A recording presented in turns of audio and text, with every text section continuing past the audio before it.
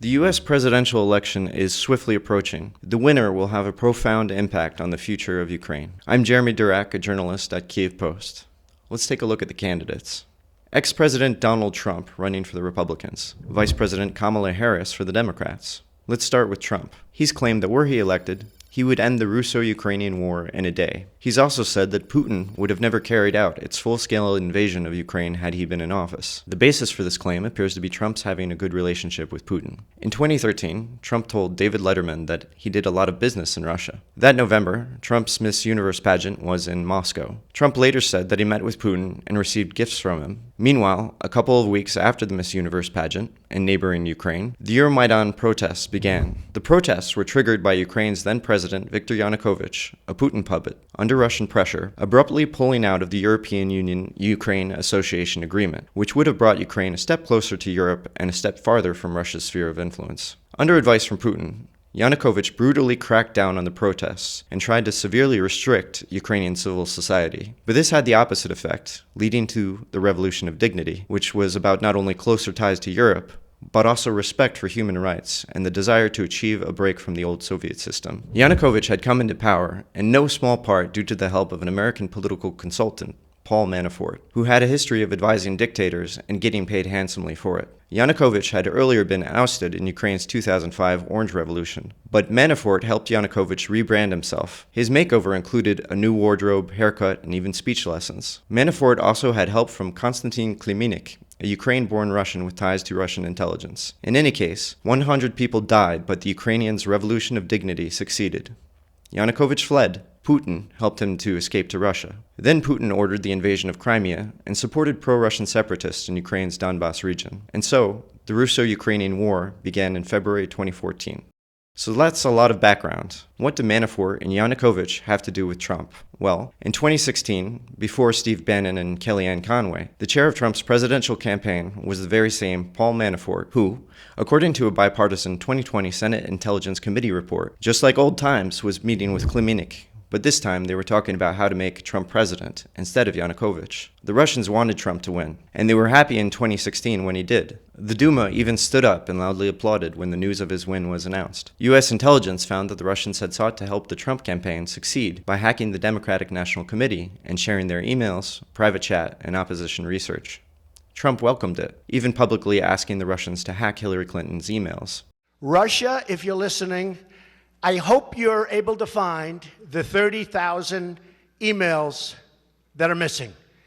I think you will probably be rewarded mightily by our press. In April 2019, the Department of Justice released a report put together by former special counsel Robert Mueller. It found myriad links between Trump associates and Russian officials and spies, with many of the Trump associates lying to investigators about their meetings with Russians and the money they'd received from them. As president, Trump simply pardoned many of those who were convicted during the course of the investigation, including Manafort, ex-advisor Roger Stone, and Trump's former national security advisor Michael Flynn, who, incidentally, once received $45,000 just to attend a dinner in Moscow where he could be seen sitting alongside Putin. So there have been lots of connections between Trump and the Russians. But policy-wise, is Trump warm toward the Russians? Yes. While running for office, Trump had suggested that Russia could keep occupied Crimea. He repeated a Kremlin talking point saying, You know, the people of Crimea, from what I've heard, would rather be with Russia than where they were. According to Washington Post columnist Josh Rogan, one change that the Trump campaign made to the Republican Party platform back in 2016 was to cut out weapons for Ukraine's defense. Trump was interviewed shortly after by ABC News' George Stephanopoulos. Stephanopoulos asked Trump why. With words that have not aged well, Trump indicated that he didn't believe Russia would extend its war beyond the Donbas. He's not going into Ukraine, okay? Just so you understand. He's not going to go into Ukraine.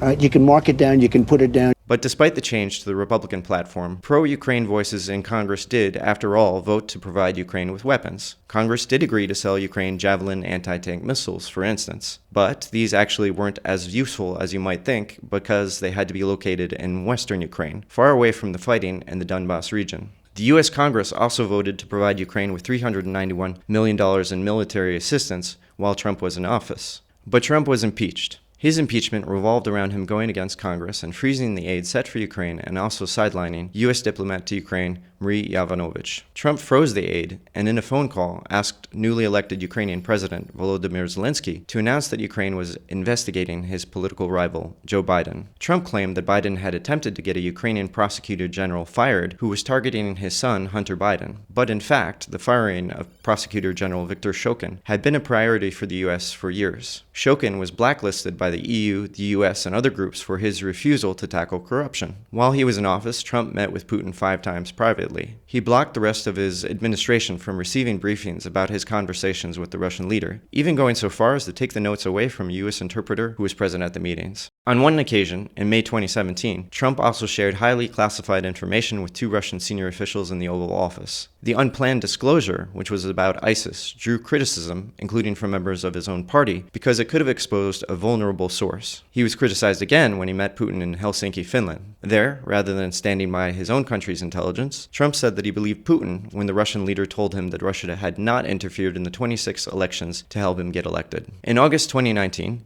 Trump pressured American allies to let Russia back into the Group of 7, from which it had been suspended in 2014 after its annexation of Crimea. Russia should be in this meeting. Why are we having a meeting without Russia being in the meeting? But no one would go along with Trump. In October that year, Trump also abruptly withdrew U.S. troops from northern Syria. This gave Russia an opportunity to expand its influence there and take over abandoned U.S. outposts and checkpoints. In various other ways that would go beyond the scope of this report, Trump attempted to build warmer relations with the Russians while in office. And since losing the 2020 presidential election to Biden, Trump has still had a major influence on his party out of office. This played out this year in the case of $60 billion in Ukraine aid that was delayed for months and which led to losses in eastern Ukraine. Much of the opposition to that Ukraine aid came from the Republicans with the closest ties to Trump. The aid finally passed in April. However, not because Trump supported it, but rather, after meeting with various Ukraine aid supporters, he decided not to oppose the $60 billion in aid. No doubt many Ukraine supporters, who are also Trump fans, had hopes that this lack of opposition indicated that Trump might be growing more supportive of Ukraine. However, in July, those folks were in for disappointment when Trump announced that he'd chosen Ohio Senator J.D. Vance as his running mate, one of the most vocal opponents of Ukraine in the U.S. Congress. In an interview with Bannon, 5 days before Russia's full-scale invasion, Vance said that he doesn't really care what happens to Ukraine, one way or the other. Vance also said that Ukraine may have to cede some territories to Russia in order to end the war. Beyond that, while Trump would be unlikely to quit the NATO defensive alliance outright, he would seek to substantially downsize America's role in the alliance. In fact, Trump said he would encourage the Russians to do whatever the hell they want with a NATO member not spending 2% of its GDP on defense. Now, let's talk about Vice President Kamala Harris. At the August 23rd Democratic National Convention, where Harris accepted her party's nomination, Harris concluded her speech saying, "I will stand strong with Ukraine and our NATO allies."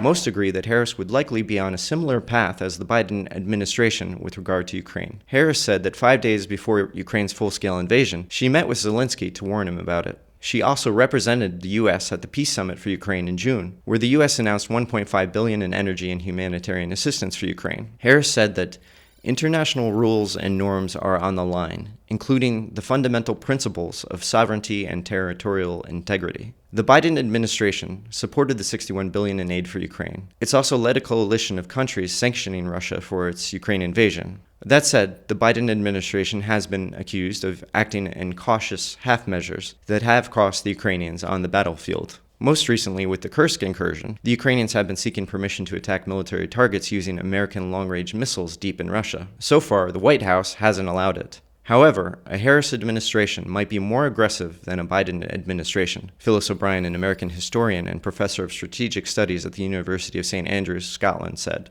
If you look at who has been advising her, particularly her national security advisor while VP, Philip Gordon, you can see how she might be interested in following a more assertive pro-Ukraine, anti-Putin line than Biden and his equivalent, Jake Sullivan. O'Brien also said the Deputy National Security Advisor, Rebecca Lissner, might also reveal a glimpse of a harder line policy toward Russia emerging. As for a running mate, Harris selected Tim Walz on August 6th. Through his career, Walz has been more focused on domestic issues. However, after Russia's February 2022 full-scale invasion, Walz wrote words of support for Ukraine on the X network. Minnesota stands with the people of Ukraine and condemns Russia for this illegal aggression. Leaders around the world must unite and respond to this attack on democracy, Walz wrote. On March 4th, Walz signed an executive order requiring all state-level government agencies sever ties with Russian entities. 2 days later, Walz declared March 6th the Day of Ukrainian Solidarity in Minnesota. For its part, Ukraine has said that it is ready to work with whoever America elects in November. But Trump-Vance and Harris-Walz positions on Ukraine starkly contrast one another. The Harris campaign is clearly more supportive of Ukraine than the Trump campaign. This doesn't necessarily mean that a Trump victory would be catastrophic for Ukraine. While it's unlikely that Trump cares a great deal about what the Democrats think, there are many strong Ukraine supporters amongst the Republicans who think that Trump can be persuaded that containing Russian aggression is in America's interest. Time will tell. Thanks for listening. Subscribe if you'd like more content like this, and let me know your thoughts in the comments.